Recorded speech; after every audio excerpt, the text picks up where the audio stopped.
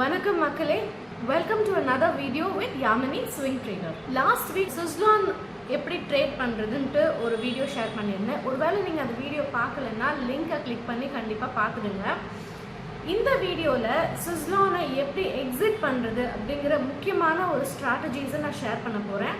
வாங்க வீடியோக்குள்ளே போகலாம்.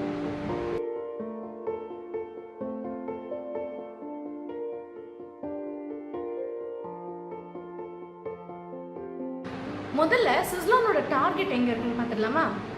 1 hour டைம் ஃப்ரேமில் Suzlon பார்த்துட்ருக்கேன்.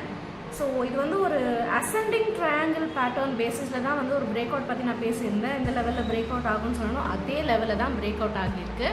அடுத்தது பார்த்தீங்கன்னா இதோடைய டார்கெட் வந்து 20.25 20.30 இருக்குது. ஸோ அது வந்து டார்கெட் 1. மோஸ்ட்டாக நான் என்ன நினைக்கிறேன்னா, மண்டே அன்னைக்கு மார்க்கெட் ஓப்பன் ஆகும்போது 20.30 வந்து ஹிட் பண்ணிச்சுன்னா, அதாவது அப்பர் சர்க்கிட் அடிச்சிருச்சுன்னா நெக்ஸ்ட் வந்து I think a lot of people will want to sell the shares. So selling வந்து ஸ்டார்ட் ஆகும்.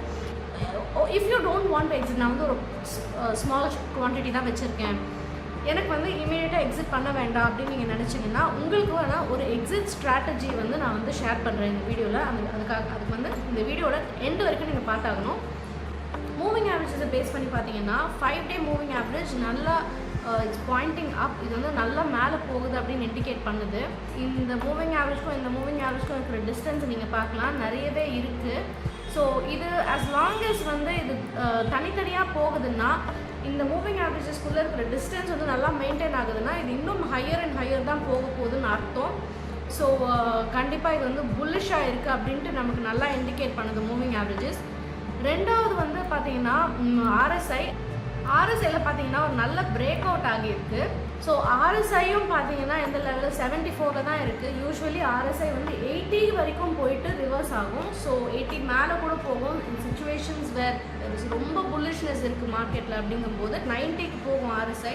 ஸோ இப்போதைக்கு பார்த்தீங்கன்னா 74 தான் இருக்குது. ஸோ ஆர்எஸ்ஐ வந்து இன்னும் கூட மேலே போகிறதுக்கான சான்ஸ் வந்து நிறைய இருக்குது.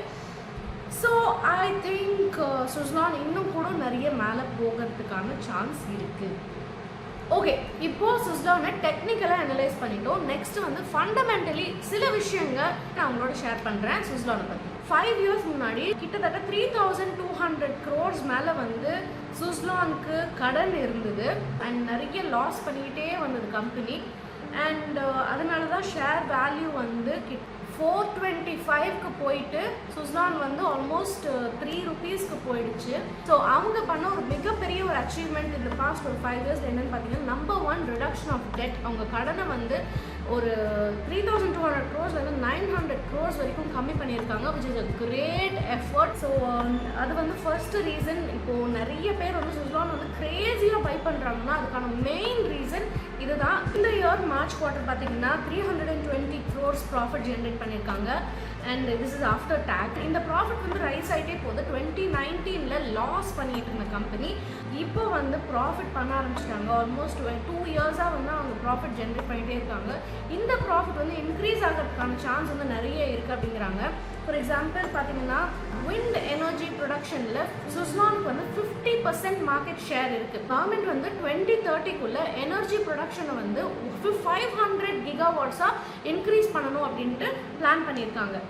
ஸோ 500 gigawatts-ல் 140 gigawatts வந்து ஒன்லி ஃப்ரம் விண்ட் எனர்ஜிலேருந்து வரும்னு எதிர்பார்க்குறாங்க government. So we can expect Suzlon to generate about 70 gigawatts of power, wind power வந்து ஜென்ரேட் பண்ணுறதுக்கான ஒரு ஆப்பர்ச்சுனிட்டி Suzlon-க்கு இருக்குது. ஸோ அதனால நான் சொல்கிறேன், Suzlon வந்து ஒரு க்ரோயிங் கம்பெனி, ஆனால் இது ப்ராஃபிட் மேக்கிங் கம்பெனி. ஸோ இந்த ஷேர் வேல்யூ நிறைய இன்க்ரீஸ் ஆகிறதுக்கான சான்ஸ் இருக்குது. பை 2030 இந்த ஷேர் வேல்யூ வந்து அதோடைய பீக்குக்கு தொடர்றதுக்கான சான்ஸ் வந்து நிறைய இருக்குது.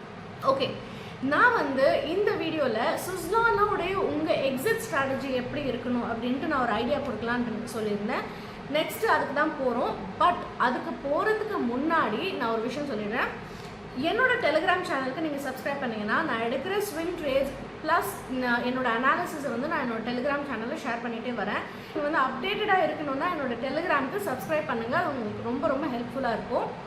ஓகே, ஸோ நெக்ஸ்ட் வந்து எக்ஸிட் ஸ்ட்ராட்டஜி. Suzlon-ல் நீங்கள் எந்த லெவலில் எக்ஸிட் பண்ணிங்கன்னா உங்கள் மேக்ஸிமம் ப்ராஃபிட்டபிலிட்டி நீங்கள் எப்படி அச்சீவ் பண்ணலாம் அப்படிங்கிறத நான் நெக்ஸ்ட் செக்ஷனில் உங்களுக்கு சொல்கிறேன். போகலாம்.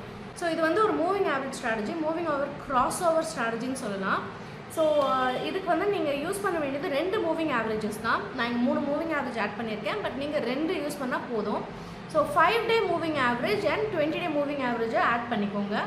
ரெண்டுமே வந்து சிம்பிள் மூவிங் ஆவரேஜஸ் ஆட் பண்ணிக்கோங்க. ஸோ நீங்கள் வந்து சுஸ்லான் ட்ரேடில் இருக்கீங்க அப்படின்னா நீங்கள் பண்ண வேண்டிய முக்கியமான விஷயங்களில் ஒன்று பொறுமையாக இருக்கணும். ஓகேங்களா? ஸோ பொறுமையாக இருங்க.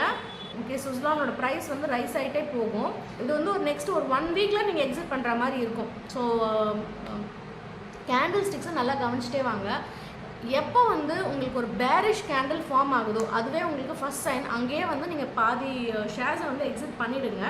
ஸோ ஷூட்டிங் ஸ்டார் இல்லாட்டி ஒரு ஹேமர் இந்த மாதிரி எந்த கேண்டில் வந்தாலும் நீங்கள் வந்து அந்த கேண்டிலை பார்த்துட்டு எக்ஸிட் பண்ணிவிடுங்க. 75% ஆஃப் யூர் ஷேர்ஸை வந்து நீங்கள் எக்ஸிட் பண்ணிவிடுங்க. மீதி 25% மட்டும் ஹோல்ட் பண்ணி வைங்க, சும்மா அது எக்ஸ்ட்ரா ப்ராஃபிட் ஜென்ரேட் பண்ணும் அப்படிங்கிறதுனால.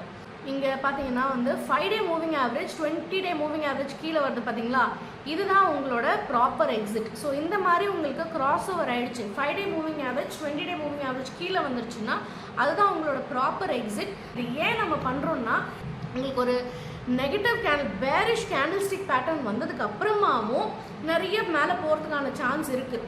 பட் சில நேரங்களில் அந்த மாதிரி போகாது. உங்களுக்கு வந்து இந்த மாதிரி மூவிங் ஆவரேஜ் திரும்பிடும், யூ டர்ன் போட்டுடும். இந்த கேண்டில் வந்து மூவிங் ஆவரேஜ் கீழே வந்தாலுமே இந்த செகண்ட் 20 டே மூவிங் ஆவரேஜில் சப்போர்ட் எடுத்து திரும்பவும் இந்த ஹையை பிரேக் பண்ணி மேலே போகிறதுக்கான சான்ஸ் இருக்குது.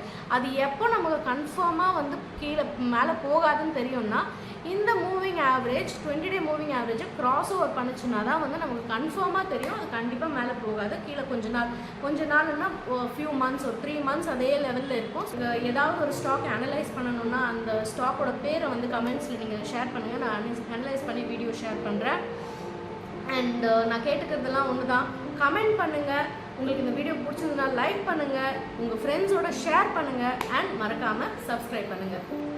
நெக்ஸ்ட் வந்து நிறைய ஸ்டாக்ஸ்க்கு வந்து ரிசல்ட்ஸ் வந்துட்டுருக்கு. ஸோ ஏதாவது ஒரு நல்ல கம்பெனியோட ரிசல்ட்ஸை பேஸ் பண்ணி அனலைஸ் பண்ணி நான் உங்களுக்கு வீடியோ என்னால் முடிஞ்ச அளவுக்கு சீக்கிரமாக ஷேர் பண்ணுறேன். ஸோ அது வரைக்கும் keep com and carry on.